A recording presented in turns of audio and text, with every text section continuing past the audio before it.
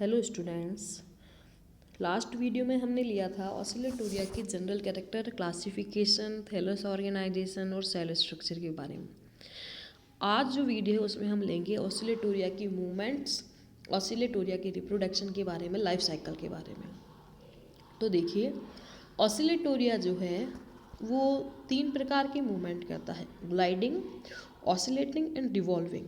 सबसे पहले हम ले लेते हैं ग्लाइडिंग मूवमेंट। ग्लाइडिंग मूवमेंट, यह जो मूवमेंट होती है इसके जो लॉन्गिट्यूडिनल एक्सिस है या जो लंब एक्सिस है उसी दिशा में होती है, जिससे ट्राइकॉम जो है वो आगे या पीछे हो सकता है। आप समझ सकते हैं कि जैसे कोई वॉर्म गति करता है, कोई भी वॉर्म यानी कि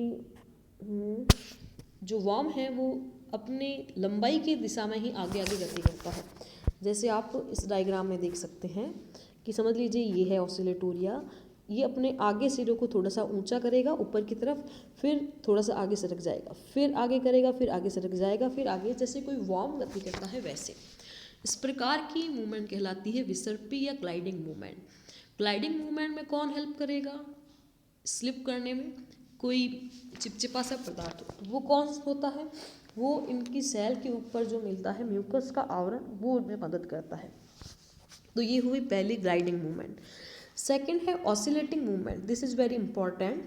ऑसिलेटिंग मूवमेंट, लास्ट वीडियो में मैंने आपको कहा था कि इसकी स्पेशल कुछ गतियाँ होती है जिसके कारण ही इसे ऑसिलेटोरिया कहा जाता है। तो देखिए, ऑसिलेटिंग मूवमेंट में ये क्या करता है, ये अपने आप को एक पॉइंट पर एक सिरे से फिक्स कर लेगा। ऑसिलेटोरिया का फिलामेंट यहाँ पे समझ लीजिए इस तरफ वाला एंड फिक्स हो गया। अब ये क्या करता है, एक तरफ इस तरफ जाएगा, फिर दूसरी बार इस तरफ जाएगा। यानी कि एक एंड को, जैसे अपन घड़ी का पेंडुलम एक पॉइंट पर लटका देते हैं, दूसरा वाला जो किनारा है वो कभी इधर कभी इधर कभी इधर कभी इधर मूवमेंट करता है, तो ऐसी मूवमेंट कहलाती है ऑसिलेशन। तो ऑसिलेटोरिया की इस प्रकार की गतियों के कारण इसे ऑसिलेटोरिया कहा जाता है। तो दूसरी मूवमेंट हो गई ऑसिलेटिंग मूवमेंट। तो देखिए, मैंने इसमें लिख रखा है ऑसिलेटोरिया के तंतु घड़ी के पेंडुलम की भांति दोलन गति दर्शाते हैं, जिसे ऑसिलेटिंग गति कहते हैं। इस गति के कारण ऑसिलेटोरिया नाम रखा गया है। फिर है तीसरा रिवॉल्विंग मूवमेंट। रिवॉल्विंग मूवमेंट, प्रत्येक ऑसिलेशन के अंत में तंतु का शीर्ष भाग घूर्णन गति करता है। यानी कि ये एक एंड से तो फिक्स है, लेकिन ये जो चीज़ है वो लेफ्ट राइट घूमकर रोटेशन कर रही है, सर्कुलर पाथ में घूम रही है, तो इसे कहते हैं रिवॉल्विंग मूवमेंट। इन गतियों की क्रियाविधि अभी तक ज्ञात नहीं है, इनका मतलब डिटेल एनालिसिस ज्ञात नहीं है। म्यूकस के सीक्रेशन, कॉन्स्ट्रिक्शन, फैलने के उत्पन्न होने वाली अनुदैर्ध्य तरंगों से जो ग्लाइडिंग मूवमेंट होती है, ये हमने बात कर ली। फिर देखिए रिप्रोडक्शन, जनन। ऑसिलेटोरिया में केवल और केवल वेजिटेटिव रिप्रोडक्शन पाया जाता है। वैसे हमने बात करी थी साइनोफाइसी के जनरल कैरेक्टर में कि साइनोफाइसी में केवल 2 प्रकार का रिप्रोडक्शन पाया जाता है, vegetative and asexual. Sexual reproduction इसमें नहीं पाया जाता है, जेनेटिक रिकॉम्बिनेशन पाया जाता है। अब ऑसिलेटोरिया में वेजिटेटिव और एसेक्सुअल रिप्रोडक्शन में से भी एसेक्सुअल टोटली एब्सेंट है, केवल वेजिटेटिव रिप्रोडक्शन पाया जाता है। वेजिटेटिव रिप्रोडक्शन किसके द्वारा होता है?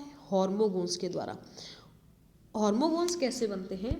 हार्मोगोन्स देखिए, ऑसिलेटोरिया है, मान लीजिए ये ऑसिलेटोरिया की सेल है, जिस समय इसको रिप्रोडक्शन करना है, ये बीच की कोई भी सेल है वो डेड हो जाएगी। कि डेड हो जाएगी तो इस डेड सेल को कहा जाता है नेक्रीडियम। नेक्रोसिस, नेक्रीडियम शब्द आता है डैमेज होती हुई सेल के लिए। तो नेक्रीडियम या नेक्रोसिस यानी मृत सेल, नेक्रीडियम का फॉर्मेशन हो जाता है। जहाँ नेक्रीडियम या डेड सेल का फॉर्मेशन होता है वहाँ से वह तंतु 2 भागों में टूट जाता है, एक ये भाग और दूसरा ये भाग। ठीक है। मृत स्लैश में कोशिका एक बाइकॉन्वेक्स सेपरेशन डिस्क के रूप में कार्य करती है। यानी ये जो नेक्रीडियम है वो एक सेपरेशन डिस्क के रूप में कार्य करती है। 2 मृत कोशिकाओं के मध्य का जो भाग है वो हार्मोगोन बन जाता है। जैसे इसका मतलब है कि ये भाग या ये 2 यहाँ पे नेक्रीडियम बन गई, तो बीच वाला पार्ट क्या कहलाता है? हार्मोगोन।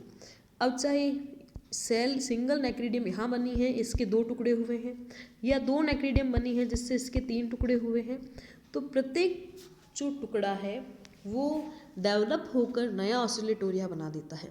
तो इस प्रकार नेक्रीडियम बनने के कारण बना हुआ प्रत्येक टुकड़ा नया ऑसिलेटोरिया बना देता है। तो इस प्रकार इसमें वेजिटेटिव रिप्रोडक्शन संपन्न होता है। नेक्रीडियम कह दो चाहे सेपरेशन डिस्क कह दो, एक ही बात है।